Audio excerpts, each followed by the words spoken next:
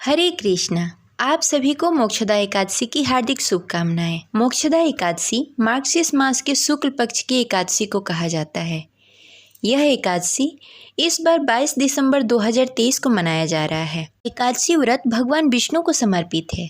धार्मिक मान्यताओं के अनुसार मोक्षदा एकादशी का व्रत रखने से घर में सुख समृद्धि और शांति आती है। ऐसी मान्यता है कि इस व्रत को करने से पितरों को मोक्ष की प्राप्ति होती है। इस व्रत को करने से संतान प्राप्ति का आशीर्वाद भी मिलता है। मोक्षदा एकादशी का व्रत रखने से व्यक्ति के सारे पाप नष्ट हो जाते हैं और उसके जीवन में खुशहाली आ जाती है।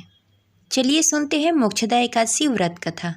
कथा शुरू करने से पहले कमेंट बॉक्स में लिखें जय हरि विष्णु। एक बार महाराज युधिष्ठिर ने कहा, हे भगवान, आप तीनों लोक के स्वामी हैं, सबको सुख देने वाले और जगतपति हैं।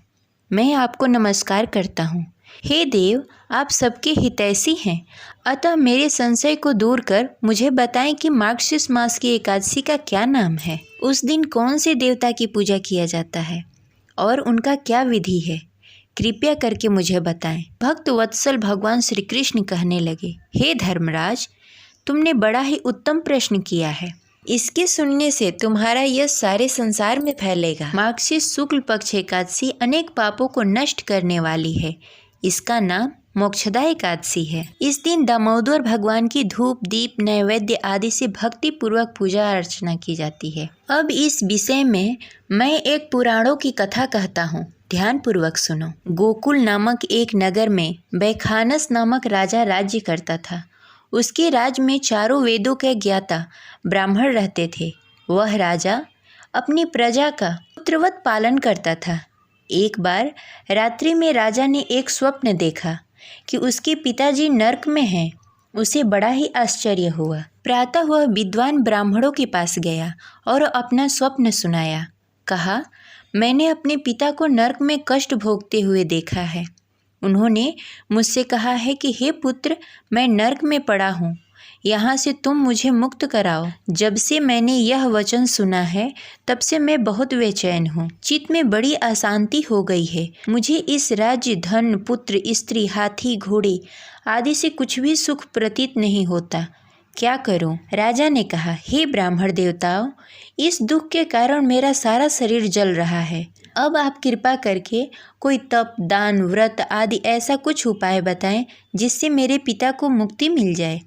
उस पुत्र का जीवन व्यर्थ है जो अपने माता पिता को उद्धार न कर सके। एक उत्तम पुत्र जो अपने माता पिता तथा पूर्वजों का उद्धार करता है, वह 1000 मूर्ख पुत्रों से अच्छा है।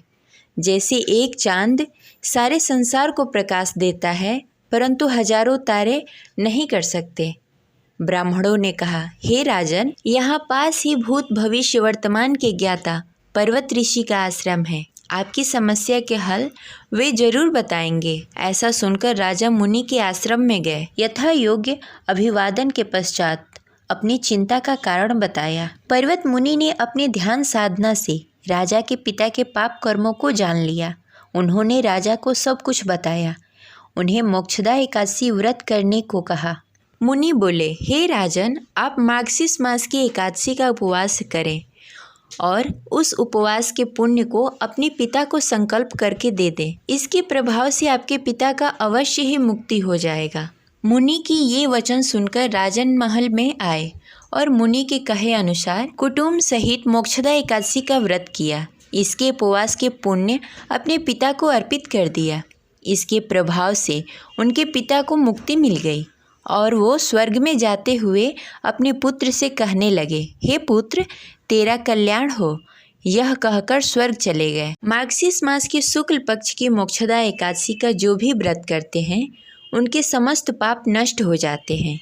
इस व्रत से बढ़कर मोक्ष देने वाली और कोई व्रत नहीं होती। इस कथा को पढ़ने तथा सुनने वाले वाजपेयी यज्ञ का फल प्राप्त करते हैं। यह व्रत मोक्ष देने वाला तथा चिंतामणि के समान सब कामनाएं पूर्ण करने वाला है। प्रेम से बोले जय हरि विष्णु। अगर आपको कथा अच्छी लगी हो तो इसे लाइक करें और ज़्यादा से ज़्यादा लोगों को शेयर करें। मिलते हैं अगले वीडियो में, तब तक के लिए हरे कृष्णा।